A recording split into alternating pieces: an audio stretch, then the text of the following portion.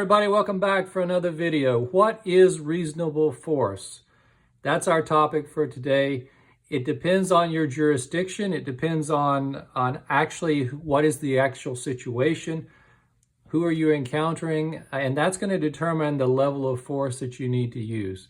And just because you're using something that's designated less lethal, that's not like a single entity. There is a continuum within the less lethal range. And then, of course, there's lethal, and there's also a continuum in the lethal range. Now, we can't have every option within every category, so you have to choose your lethal weapon. In my case, it's the Glock 17, and I have some ammo here, just some FMJ ammo. That's definitely lethal, and I don't think anyone would question that. And any caliber of firearm that you use is considered lethal. That's going to be pretty much a universal definition that everyone is going to consider lethal from a legal standpoint. But when you get into the less lethal category, you have to be sure that you use reasonable force. Now, reasonable force in a lethal situation is you're going to use this, and you're going to use this against someone that has a firearm or a knife who represents a lethal threat to you. It may be a person who is encountering a gang of people, and those people are threatening to kill the person, and they have to use lethal force, even if those people are not necessarily armed, but it's a gang of threatening people. That's also a situation where you have to consider reasonable force. But reasonable force is a very subjective thing, and just because you're using a less lethal does not suddenly make you now, you're fine as far as reasonable force.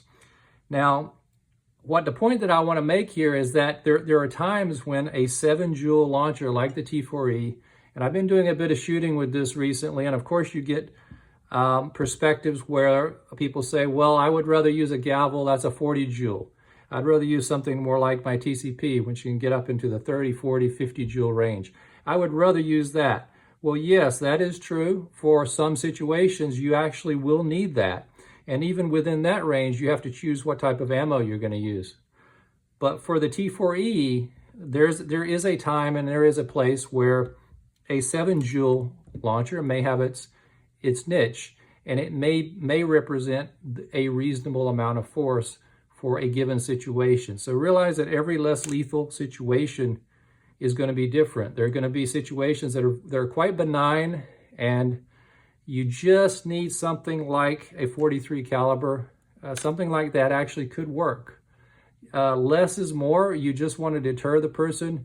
You want to distract them. You want to get away from them, but you don't want to hurt them at all. This is the kind of force that you use. That would be considered reasonable force for that situation. But if it's a really much more aggravated situation, then sure, you need something that packs more punch. Do you need 7 joules? Do you need 20 joules? Do you need 40 joules? Do you need to go to a couple hundred joules? You have to make that choice, and you have to consider different tools for different jobs. And it's not obvious that you're going to have every tool available to you. You may not be able to have every option because you can't afford it. Maybe it's just too expensive to have too many options. You just have to choose one. Well, then you got to go with what you think is the best average for most situations. And most situations are going to call for less lethal force. No doubt about that. Lethal force is a very small percentage of self-defense encounters. In fact, if you look at the statistics and you look at the numbers of justifiable homicides, which are people who had to kill someone in self-defense, it's literally in the hundreds. And if you compare that to overall number of homicides in the country, it's several orders of magnitude larger. So only a tiny percentage of homicides using firearms in self-defense are actually justified. And so that's a very scary statistic when you think about it. And that's even more reason why firearms should not be your only option. You've got to have other options, whether it's a pepper spray because it's easy to carry. That's what I do most of the time in terms of EDC. A firearm is not a solution to most of your problems. In fact, it can be the cause of many of your problems. In fact, carrying a firearm on body represents a real issue if you encounter a person who's wanting to fight you, who's unarmed, and it's one-on-one, and you have a firearm on body. There's always a concern that that person can get the firearm from you, and then you're actually forced to use your firearm to prevent the person from getting it from you in a grappling situation. It creates a very circular situation and a spiral that could get out of control very quickly. Next thing you know, you shot someone who's unarmed because they were trying to get your firearm off of you because they discovered it in a typical fight. So that's a very difficult situation, and I would like to hear from anybody that has experience with that type of situation. It's very little talked about. Now, if you have a less lethal, all of that is de-escalated quite a bit. You don't have to worry quite as much. The fact that someone gets this off of you and actually knows how to use it against you is very low, so you don't have to worry so much about that. And then you have different options in terms of ammo that you can use and you can carry. Obviously, you have to tune your launcher to your ammo. If you're going to use heavy ammo, you need a powerful launcher. If you're going to use light ammo like pepper balls or .43 caliber projectiles, you need weaker launchers, or you need your launcher tuned down with appropriate settings and appropriate springs for lighter ammo. And then you have to choose and make decisions about, for example, do you go with just standard ammo that's not as scary looking, or do you go with something metal and shiny that looks more scary? So sometimes you really have to think about that, even though all in all together, there really is not that much of a functional difference between these in terms of weight and damage. But if you were an attorney and you were looking at this and you would say, well, they chose the metal ammo, so does that make them more likely to be breaking the law? I don't know. So you have to think about these kind of scenarios. Do you use metal or do you use not metal? Do you have something that's shaped?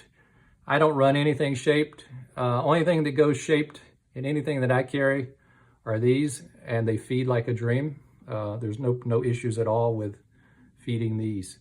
But I do not trust shaped ammo, obviously, in these platforms, and especially here.